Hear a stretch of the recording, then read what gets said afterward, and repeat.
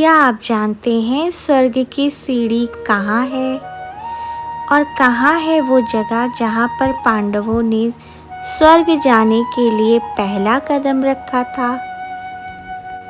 और कहाँ बहती है सरस्वती माता अपने रौद्र रूप में? और कहाँ है वो वसुंधरा झरना जिसके बारे में कहा जाता है उसकी एक बूंद भी पापियों पे नहीं गिरती है? और कहाँ है वो जगह जहाँ महर्षि वेद व्यास जी ने महाभारत की रचना गणेश जी से करवाई थी? आज हम आपको ले जा रहे हैं उसी पवित्र धरती पर जहाँ महाभारत के कई रहस्य आज भी जीवित हैं। और वो जगह है भारत का प्रथम गांव माणा गांव। बद्रीनाथ से 3 किलोमीटर आगे पड़ता है माणा गांव। जब भी आप बद्रीनाथ आएं तो माणा गांव जरूर जाएं। जैसे ही माणा गांव की तरफ चलेंगे बद्रीनाथ की तरफ से तो रास्ते में इतने सुंदर सुंदर पहाड़ दिखेंगे, आसमान दिखेगा और इतने सारे झरने दिखेंगे। आपको लगेगा कि आप स्वर्ग की तरफ बढ़ रहे हो। और आगे बढ़ने से पहले आप यहाँ रुकेंगे, देखेंगे कितना सुंदर झरना है और यहाँ लोगों की भीड़ थी, जैसे भगवान खुद स्वागत कर रहा हो हमारा। हम थोड़ी देर झरने के पास बैठे और इसका पानी बहुत ठंडा था और ये ऊपर पहाड़ों से आ रहा था। और चलते चलते हम पहुंच गए माणा गांव के द्वार पर। ये मेन गेट है माणा गांव का और यहाँ से शुरू होती है माणा गांव की यात्रा। माणा गांव की ऊंचाई समुद्र तल से 3210 मीटर है और यहाँ केवल 500 लोग रहते हैं जो भूटिया समुदाय के माने जाते हैं। ये सदियों से हिमालय तल पे रहने वाले जनजाति हैं। माणा गांव भारत और चीन सीमा के निकट है और इसके आगे तिब्बत सीमा आती है जहां आम नागरिकों का जाना मना है। और हिमालय तट के करीब होने के कारण सर्दियों में यहाँ इतनी बर्फबारी होती है कि पूरा गांव 6 महीने के लिए बंद कर दिया जाता है और यहाँ के नागरिक निचले जगहों पर चले जाते हैं। और जब सर्दियाँ ख़त्म हो जाती हैं तो वापस से वो अपने गांव आ जाते हैं। यहाँ चलना मुश्किल हो रहा था क्योंकि ऊंचाई थी, ऊपर की तरफ चलना था। माणा गांव में महाभारत की कई रहस्य हैं। उनमें से एक है जो सबसे पहले आता है गणेश गुफा। माना जाता है कि यह वही गुफा है जहां महर्षि वेद व्यास जी ने गणेश जी से महाभारत की रचना करवाई थी। हे गणेश, अब मैं महाभारत कथा आरंभ करता हूं। तुम बिना रुके इसे लिखते जाओ। और सच में यहाँ आज भी वो गुफा है जहाँ छोटे छोटे पट्टियों में महाभारत की रचना लिखी हुई है। और बहुत सुंदर मंदिर है जहाँ गणेश जी विराजमान है, लेकिन उनकी वीडियो बना नहीं सकते थे। और थोड़ा और चढ़ाई चढ़ने पर है व्यास गुफा।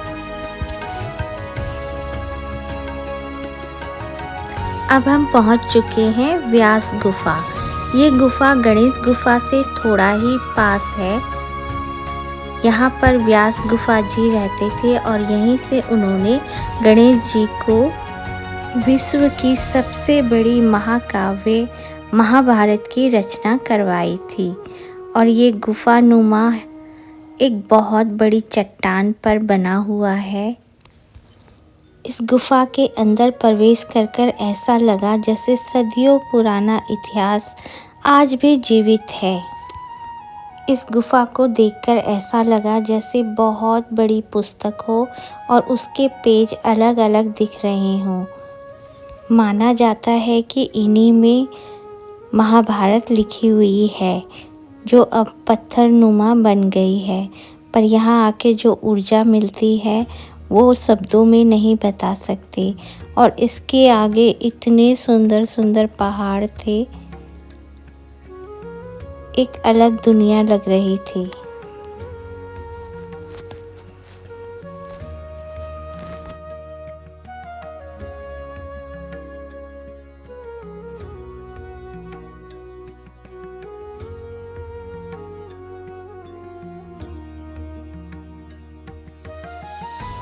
और आपको पता है यहाँ के कौवे एक अलग कौवे की तरह हैं। इनकी चोंच पीली कलर की होती है और ये एक अलग तरह से बोलते हैं।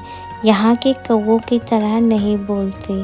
और अब हमें वहाँ जाना है जहाँ सरस्वती माता अपने उग्र रूप में प्रकट होती हैं। और हम आगे चल पड़े सरस्वती माता के दर्शन के लिए।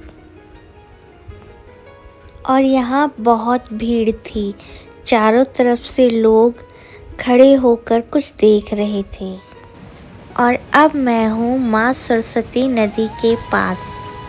दोस्तों, माड़ा गांव के इस यात्रा में सबसे अलौकिक अनुभव है माँ सरस्वती के दर्शन करना। यहाँ सरस्वती नदी किसी साधारण नदी की तरह नहीं बहती, बल्कि पहाड़ों के बीच से बहुत ही रहस्यमय तरीके से प्रकट होती है। और यहाँ खड़े होकर उसके इतने प्यारे प्यारे छींटे मेरे चेहरे पर आ रहे थे, जो बहुत अच्छे लग रहे थे। ऐसा लग रहा था माँ सरस्वती मुझे अपना आशीर्वाद दे रही है। और यहाँ रैम्बो था, जो ठीक माँ सरस्वती के मंदिर के आगे बना था। ये मन को छू लेने वाला दृश्य मैं कभी नहीं भूल सकती और मेरी यात्रा में ये सबसे खूबसूरत पल था। यहाँ इनका रूप बेहद उग्र और शक्तिशाली है। पानी का बहाव बहुत तेज है और इनकी गड़गड़ाहट बहुत तेज गूंजती है। यहाँ सरस्वती माँ अपने बहुत उग्र रूप में बहती है।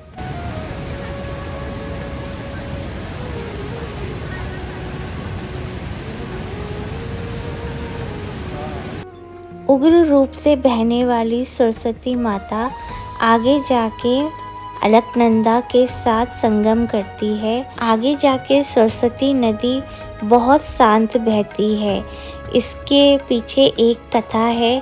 कहा जाता है कि जब वेद व्यास जी अपनी महाभारत की कथा गणेश जी से लिखवा रहे थे, तो सरस्वती जी की आवाज़ से वह कुछ लिख नहीं पा रहे थे।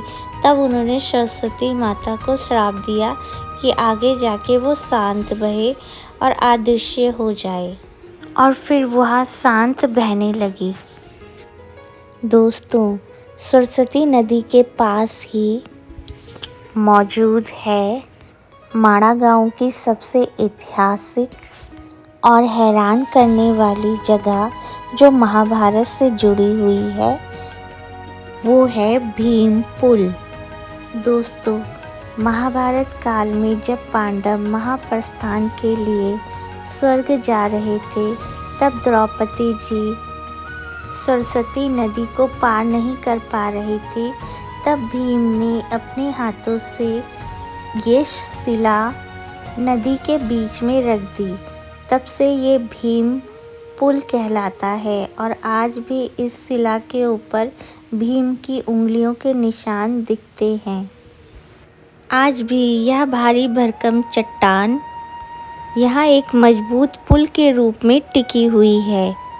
और हमने भी इसी पुल को पार किया और सच मानो ऐसा लगा जैसे कि हम बहुत पीछे उस युग में चले गए हों जहाँ महाभारत में पांचों पांडवों ने ये दोस्तों भीम पुल को पार करते ही शुरू होता है ये अलौकिक मार्ग जो हमें उस महान ऐतिहासिक यात्रा की याद दिलाता है।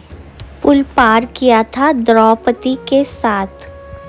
मान्यता है कि महाभारत के युद्ध के बाद पांडव इसी रास्ते से स्वर्ग की ओर गए थे। यहाँ पांडवों की बड़ी बड़ी मूर्तियाँ बनी हुई है और साथ में उनका कुत्ता भी है जो उन्हें रास्ता दिखा रहा था। दोस्तों यहाँ आकर ऐसा लगा कि सच में हम स्वर्ग की द्वार पर खड़े हैं। चारों तरफ पहाड़ थे, सरस्वती नदी बह रही थी और आसमान ऐसा लग रहा था पहाड़ों पर ही आ गई है।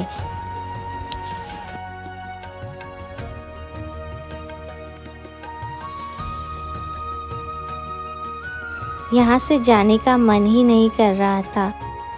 और यहाँ है चाय की प्रथम दुकान जहाँ मोदी जी भी आए थे, क्योंकि माड़ा गांव प्रथम गांव है और ये दुकान चाय की प्रथम दुकान है और ये है माड़ा गांव।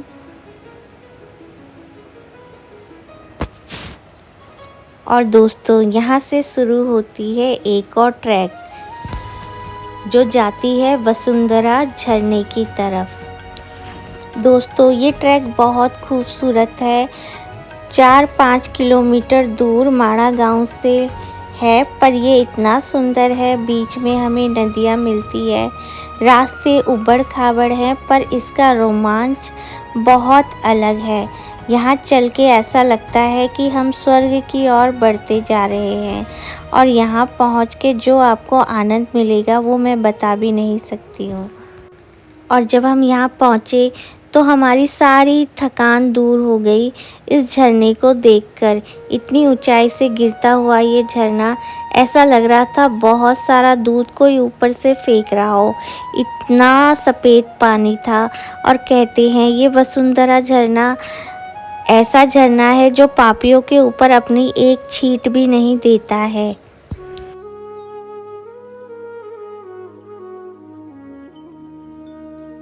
यहाँ आकर तो सच में लगा कि पांडव सही थे जो स्वर्ग के लिए उन्होंने ये रास्ता चुना था। तो दोस्तों यह थे भारत के अंतिम गांव माड़ा से लेकर स्वर्ग की यात्रा और वसुंधरा झरने तक की एक अलौकिक यात्रा। उम्मीद है आपको यह वीडियो और यहाँ का इतिहास बहुत पसंद आया होगा। अगर आपको यह यात्रा अच्छी लगी हो तो वीडियो को लाइक करें और दोस्तों के साथ शेयर करना ना भूलें। और ऐसे ही धार्मिक और सुंदर स्थानों के सफ़र के लिए हमें सब्सक्राइब करना ना भूलें। तब तक के लिए अपना ख्याल रखें। महादेव आपकी सारी मनोकामना पूर्ण करे। हर हर महादेव।